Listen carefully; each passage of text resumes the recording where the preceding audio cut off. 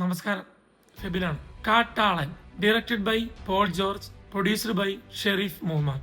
ഒരു പെപ്പെ പടം.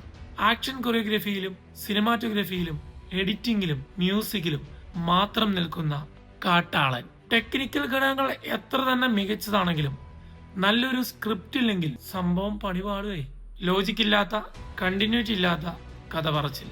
ആകെയുള്ളത് പെപ്പയുടെ കിൻഡില് കണക്കിനുള്ള ഇടി, പൊരിഞ്ഞ ഇടി, മുട്ടക്കാനിടി. രവി ബസ്റൂർ എന്ന് പറയുന്ന മ്യൂസിക് ഡയറക്ടറെ കിട്ടിയതുകൊണ്ട് പരമാവധി അങ്ങ് യൂട്ടിലൈസ് ചെയ്തു. ഒരു രക്ഷയില്ല. ആദ്യം തൊട്ട് അവസാനം വരെ മ്യൂസിക്കോ മ്യൂസിക്, മ്യൂസിക്കോ മ്യൂസിക്, മ്യൂസിക്കോ മ്യൂസിക്.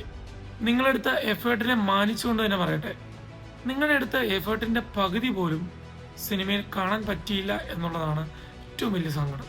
നിങ്ങൾ ടെക്നിക്കൽ സൈഡിലെടുത്ത എഫേർട്ടുകളുടെ പകുതി സ്ക്രിപ്റ്റിങ്ങിലോ സ്റ്റോറി മേക്കിങ്ങിലോ ശ്രദ്ധിച്ചിരുന്നെങ്കിൽ ഇതിൽ വേറെ ലെവലിലേക്ക് പോകേണ്ട പടമായിരുന്നു.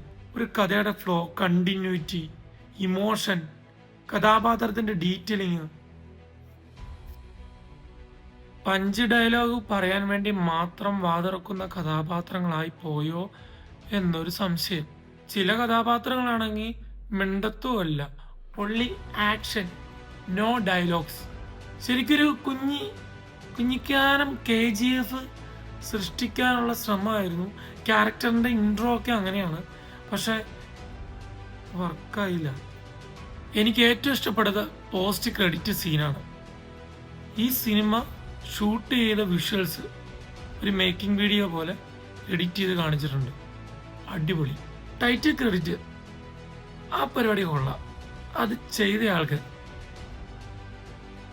ഞാൻ കുറെ നാളുകളായിട്ട് മനസ്സിലാക്കിയ ഒരു കാര്യമാണ്, ട്രെയിലറിൽ ഭയങ്കര വർക്കാകുന്ന സിനിമകൾ തിയേറ്ററിലേക്ക് വരുമ്പോൾ അത്ര അങ്ങ് ക്ലച്ച് പിടിക്കുന്നതായിട്ട് കാണാറില്ല.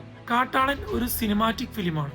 ഒരു സിനിമാറ്റിക് ഫിലിമിന് വേണ്ട എലമെന്റ്സ് എന്തൊക്കെയാണോ അതെല്ലാം ഒരു പൊടി കൂടുതലായിട്ട് ഈ സിനിമയിലുണ്ട്. ഇത്തരം പടങ്ങൾ കാണാൻ ആഗ്രഹിക്കുന്നവർ ഉറപ്പായിട്ടും തിയേറ്ററിൽ പോവുക, പടം കാണുക.